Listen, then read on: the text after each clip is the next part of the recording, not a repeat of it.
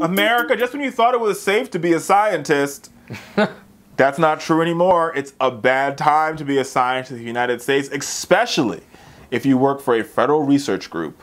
You have been muzzled, you've had your funding cut to historically low levels, and now you're being told that you can't tell the truth anymore.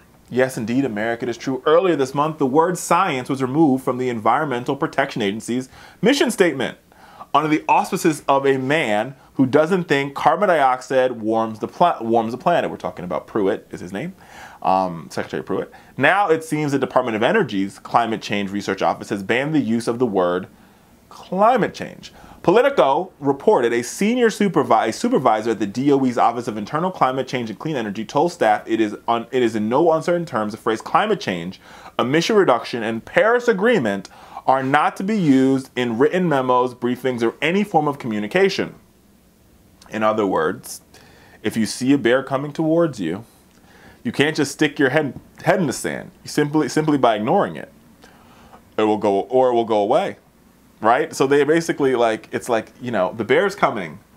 Just ignore it. The bear is coming. It's not coming. It's not here. I have a perfect analogy here, Richard. It's not there. If we look back on world history, there was a period of time called the Dark Ages, right? Yes. This is a period where, by law, for one reason or another, there was a religious resurgence, and a lot of the progress that was made during the Middle Ages surrounding medicine, science, art, blossoming technology, things like that, were stifled by the church and by the crown.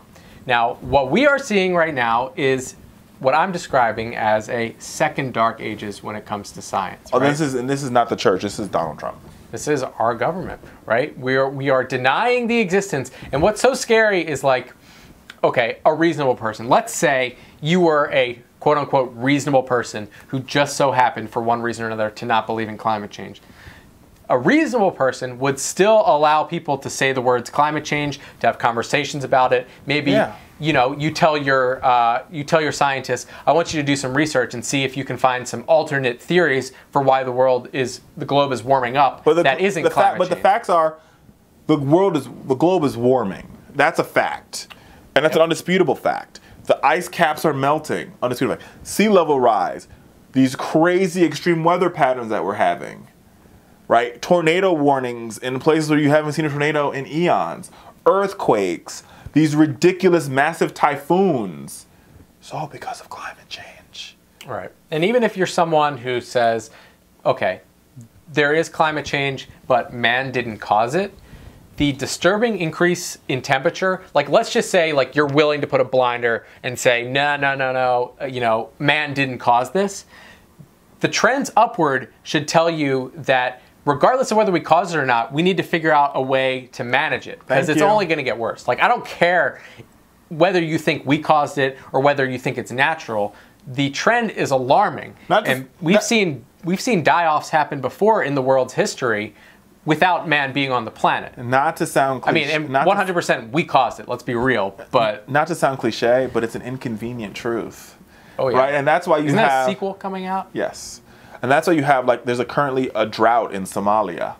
Again, what used to be lush lands is now no rain. California, no rain. California has been in drought status for years now. And that's because of climate change, okay? Richard, don't say it. It's banned. Hell to them.